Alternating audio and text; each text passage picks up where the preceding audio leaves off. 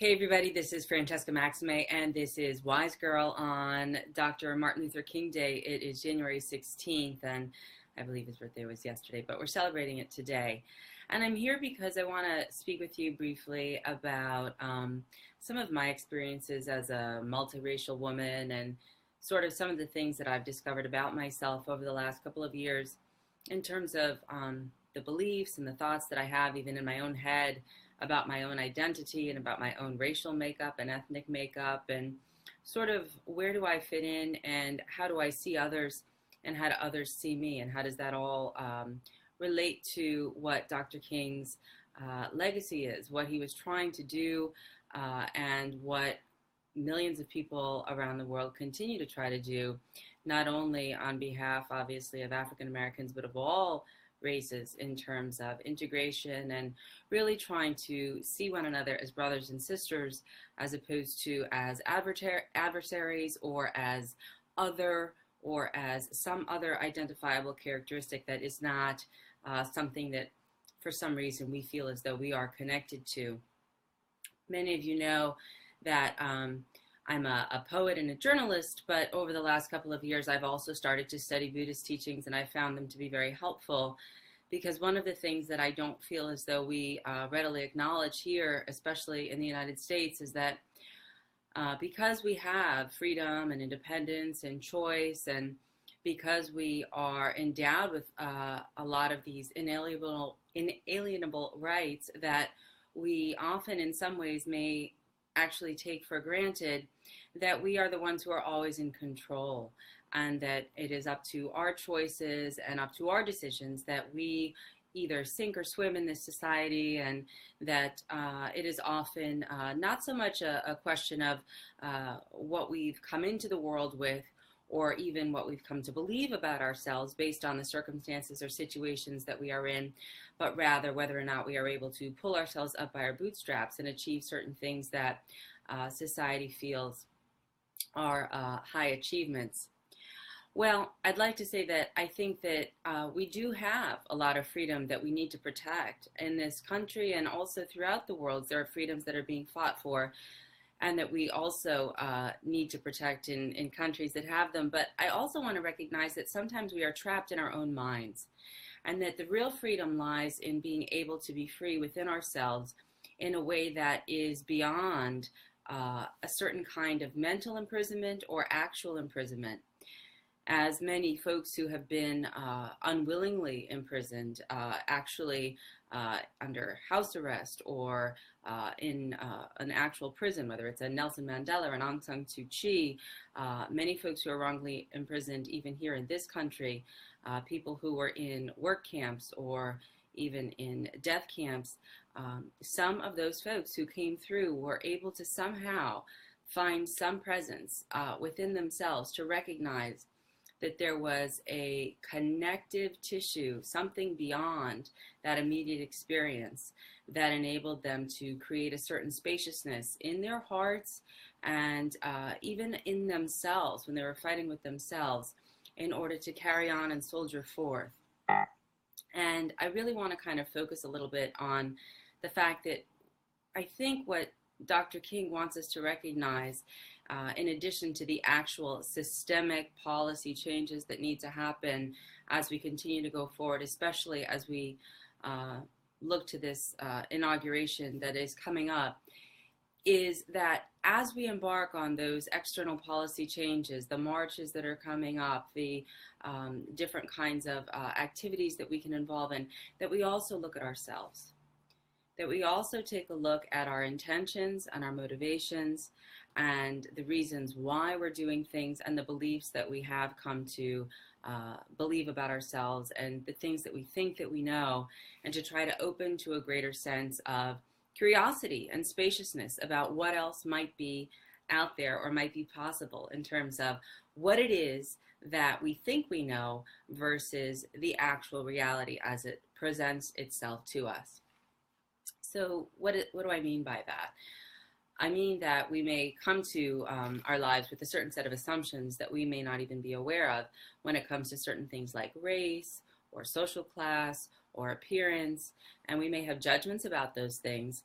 And that may then impact how we operate in the world and the kind of energy that we put out there, as well as the kind of energy that we attract. And that may or may not be something that continues to plant seeds of flowers that can grow in a beautiful way. And instead, depending on how we are with all of that, may in fact keep the soil in a weedier state. And if we're not careful, perhaps those weeds overcome and overtake the soil and entangle it with more knots that we are then going to have to work on untangling, which of course is part of life, but we're just trying to plant flowers as we go. I'd like to share a poem with you. This is from my second book, Rerouted. I don't know if you can see it, Rerouted. Yeah, there we go.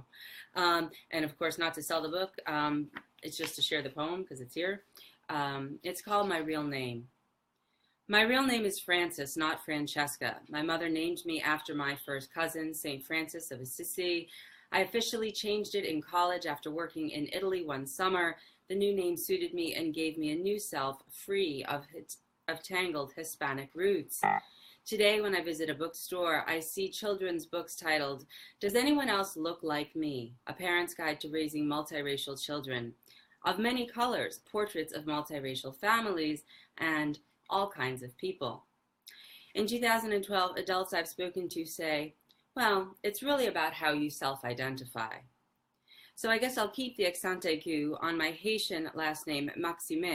It is always a conversation starter. I'll add the extra CA on my first name because I can. And while part Dominican, I never did learn Spanish well, even though Hispanics are the fastest growing population in the U.S. Not knowing the language didn't help my career when CNN called to cover Barack Obama's inauguration because they thought that I was bilingual. Well, my real name, like me in so many ways, remains a mix and a mystery, rooted in Caribbean island sand, African slaves, Italian peasants, and Arab Moors from Spain. So I share that because, you know, I'm a mix of a lot of things at a time when there weren't a lot of people necessarily mixed in the way that I'm mixed. But now, of course, you know, the browning of America, here we come. And, you know, what does that really mean? I've fought with myself about this, meaning how do I identify myself? I never really thought much about it until I went to college. And a lot of the students that were there in college with me that were of one race said, well, you should identify like us because you're like us. And then another race said, well, you should identify like us because you're like us.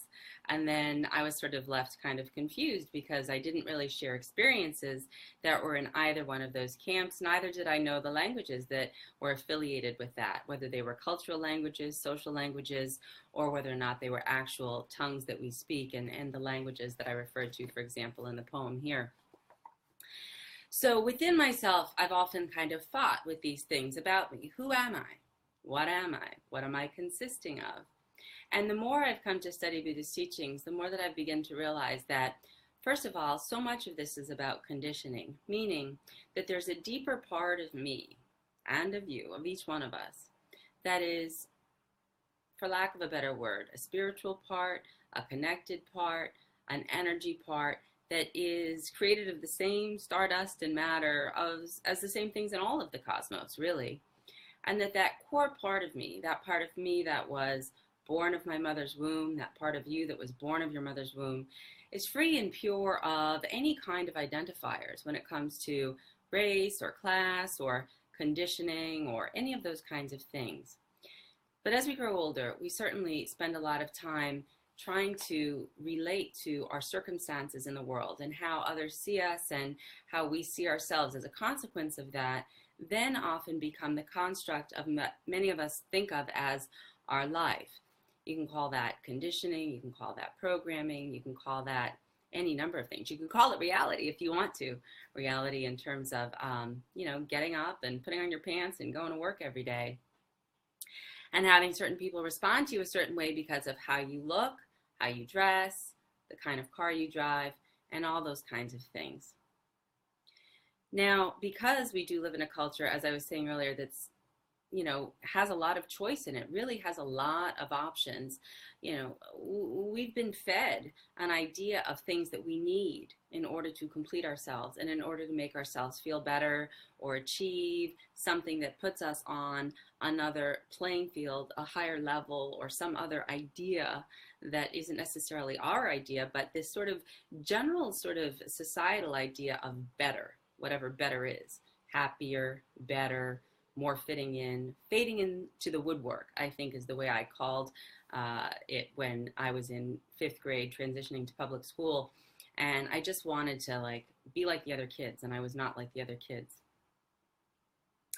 And so at a certain level, we want to keep up with the Joneses, and then we want to surpass the Joneses. That's kind of the way that Madison Avenue and Wall Street often feed us these ideas. If you buy this car, if you have this wife, if you wear these clothes, you're going to look a certain way. People are going to be able to accept you. But the reality is that's not really the reality, right? One, because there's conditioning. Other people will see you the way that they see you based on their own projections. Each one of us has our own conditioning. So the eyes that I'm seeing you with are not the same eyes that you are seeing me with or that you are seeing other people with. And that, two, the way in which we bring ourselves into the world is really more rooted in that part that I talked about before, that stardust part, that part that came out of the mother's womb, that part of ourselves that's really connected to all things that we often forget about and that we often kind of disown and in some ways even delegitimize, because in some ways I feel like, we've been told, well, that's kooky, or you don't need to think about that, or who's that little thing inside of you that thinks she's special or noble or dignified or has a right to just walk the planet with her head held high, no matter what size you are, no matter what your circumstance, no matter what, kinds of prejudices you feel people may have against you, that you matter, that you are precious, that you do have within you this inner goodness and this nature that is perfect. And that the more that we can settle into that and believe that and bring that forward and see with those eyes and not the eyes of the conditioning that have happened to us and around us over time, the more that we are able to connect and start to have more delicate, more intimate conversations with people that we otherwise might see as other, and instead start seeing them as themselves, meaning we take off our own blinders and we deeply listen. We become curious about their experiences. We don't judge them as right or wrong. We want to hear what life is like in their shoes. And then we want to see how it makes us feel to hear that, because sometimes it's uncomfortable. We recognize sometimes that in certain circumstances we may be in a position of privilege where someone else is not. And then if we were comparing ourselves, which I don't highly recommend, but we do it all the time, to yet someone else, we may find that we're the one who have a more privileged position in some way, as opposed to someone else. There's always going to be a hierarchy, if you will, if we look at things that way. So rather than look at it that way, when I interviewed Gloria Steinem a couple years ago, she talked to me about how we are all linked and not ranked. Not ranked, linked, not ranked. Many of you know my mother's a physician, and when she handles patients, with the exception of a few diseases or afflictions that are genetic or specific to a particular area or race, frankly, pretty much we're all the same. We look the same inside. We operate the same way. There are really uniform characteristics that exist. And the most basic part of that as human beings is our consciousness, our ability to be aware. And oftentimes our consciousness and our awareness, our ability to have a loving presence gets interfered with by the conditioning.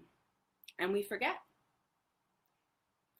that within us is this really deep part of ourselves that is also in everyone else.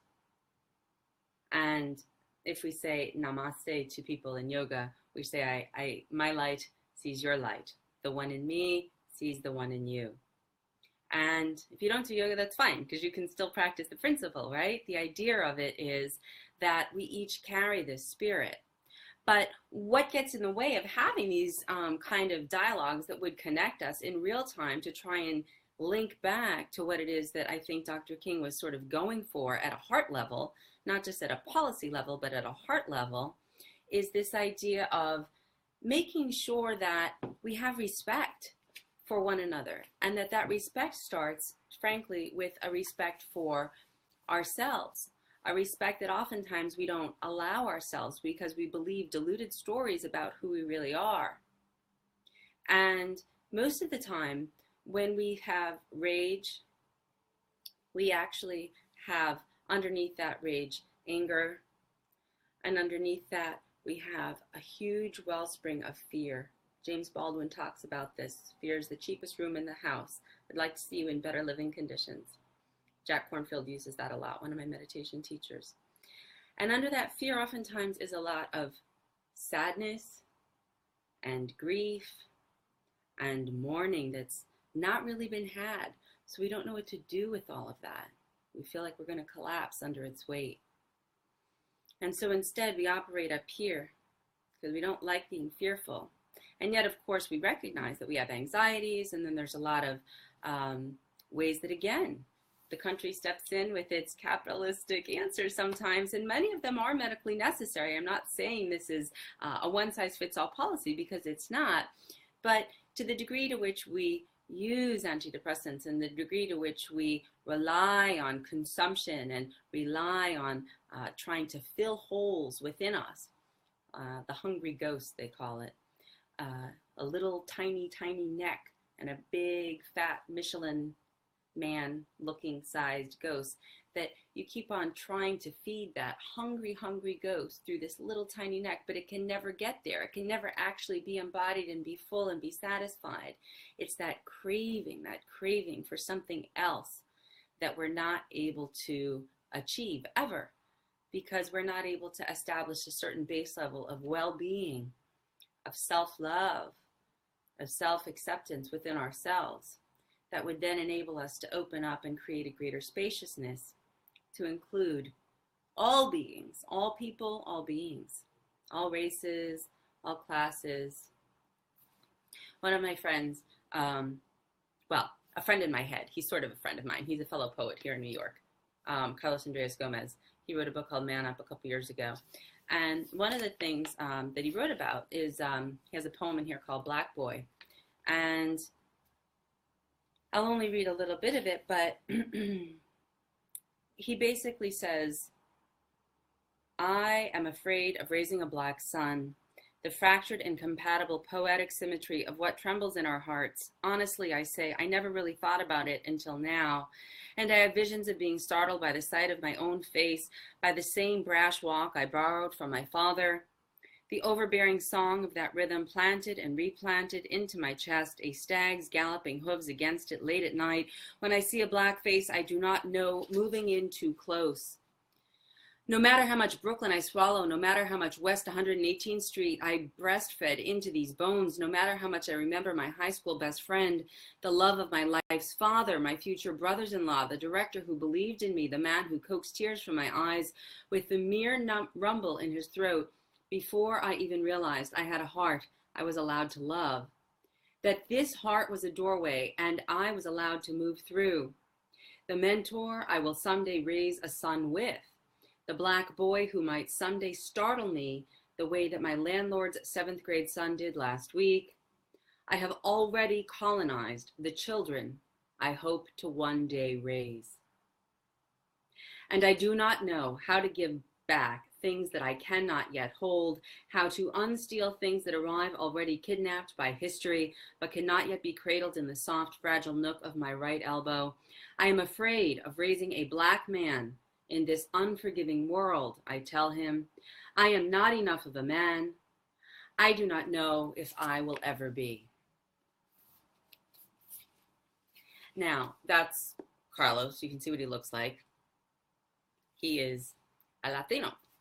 Now, a lot of folks will say, wow, he's really fessing up to the fact that I am afraid of raising a black man in this unforgiving world. And he says, I've already colonized the children I hope to one day raise. If he were to become a father and have a black son, and when he wrote this, what would it mean for him? What would it mean for that child? So he's having, in this poem, inviting us to have what I call a messy conversation, but I didn't come up with that word. I did not.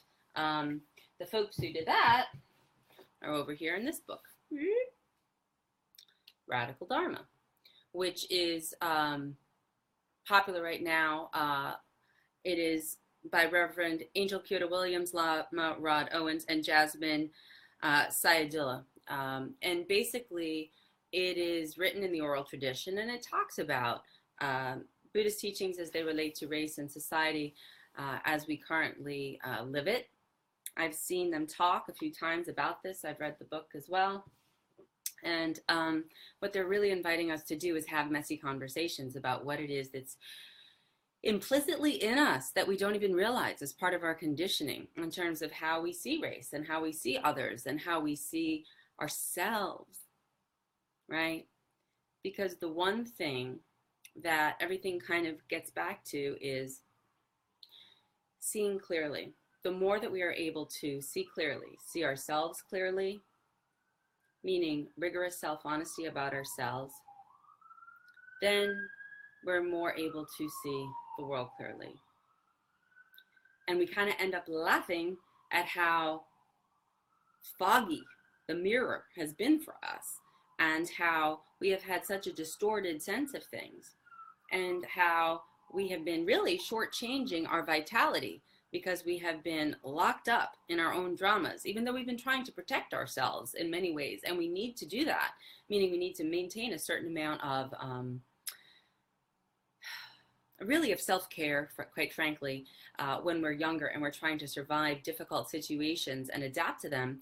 But that when we get older, that same kind of behavior is no longer necessary, and often can be the thing that keeps us from opening up and then being more clear-eyed to see others and to see situations as they are, and then have the energy not out of the anger when we step into things and we take social action, but rather to come out of really more that sense of compassion that arises when we feel that sense of empathy, and then we want to put it into action.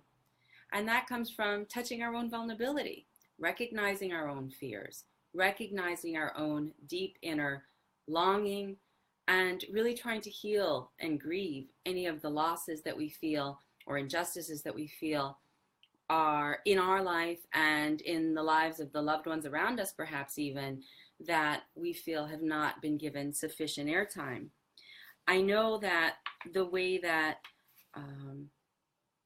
I had once been sort of looking at myself was as the 5-year-old that was running the life of me as an adult. So one day I asked, who's really driving the bus of my life? And it was the 5-year-old in me, the one that said she wasn't good enough or smart enough or pretty enough or couldn't do anything right or any of those things. And eventually, one of the teachings is to sort of learn a way to embrace that little 5-year-old like a baby. Meaning, as an adult, as a woman now, think about, how do I hold myself with kindness? How do I treat myself with a certain amount of friendliness? What kinds of self-care can I give myself so that I'm then able to open to that kind of care for others? How compassionate can I be toward unskillful actions that I may do from time to time so that I can then be compassionate toward things and activities that I see out there in the world that I don't necessarily agree with, and come from that place of understanding, again, that beneath it all, there's a real sense of inner goodness, true nature within everyone, and it's the actions that get misguided. Dr. Martin Luther King himself said, hate segregation, love the segregationist. Think about that. That we don't get things out of hatred, fear, war, that we achieve out of love. And I would just invite you to consider, again, that starts with a real love for ourselves. And this is in no way discounting or not recognizing, again, the systemic issues, policy issues, 400 years plus of racial injustice here in this country on multiple levels for multiple races and peoples, Native Americans, currently immigrants that are here, as well as African Americans and Latinos, and a variety of other people. When my Italian family on my mother's side came, they were not treated well at all. And over time, in that particular instance, there has been a certain degree of integration. Would that it were so for everyone. Would that it could happen overnight. And it doesn't just happen by itself, obviously. So what can we do? What can I do? This is what I'm going to say. What can I do? I'm on the subway platform. I see somebody on the train with 3 kids who's a certain size and a certain race, and certain ideas start coming through my head. This is being honest. You know, the messy conversation part that they talk about in this book, which I encourage you to check out.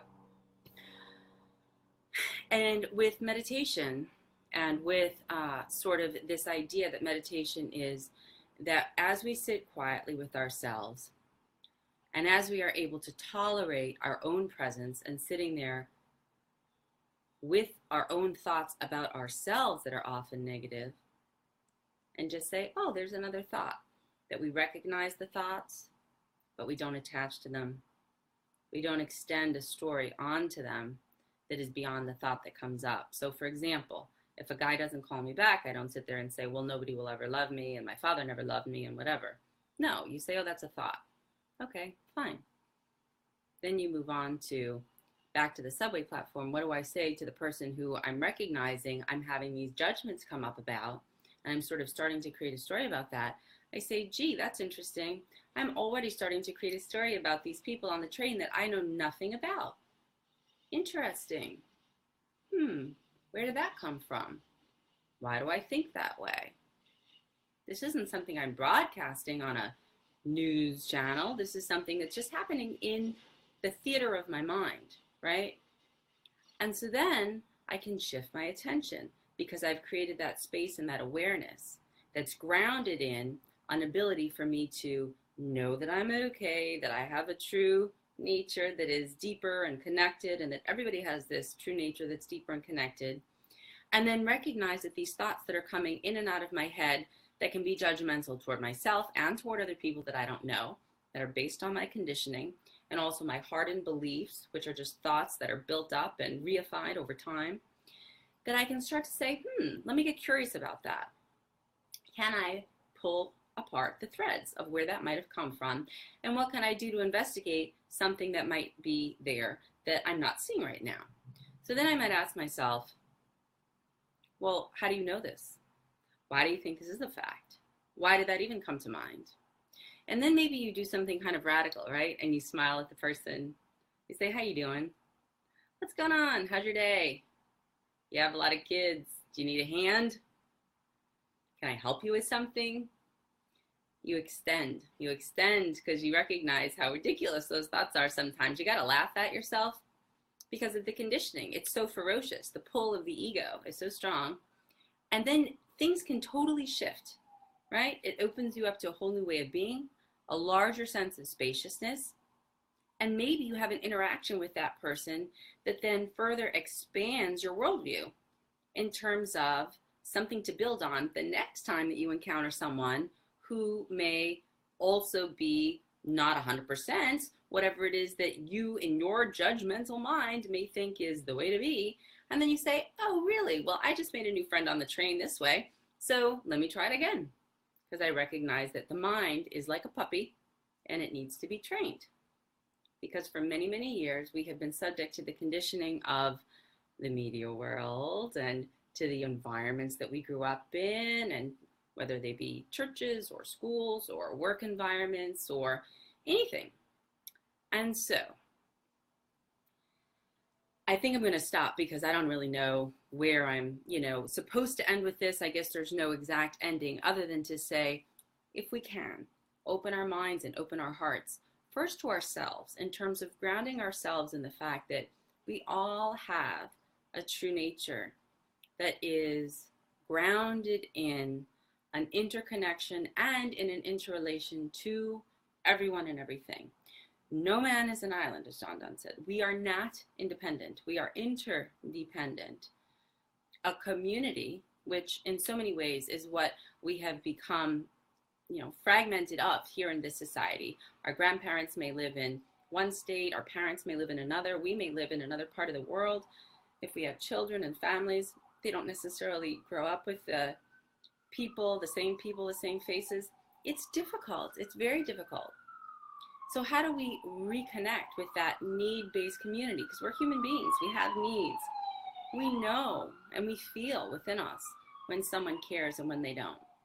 And we're spending so much of our energy and so much of our time in a bit of a contracted state.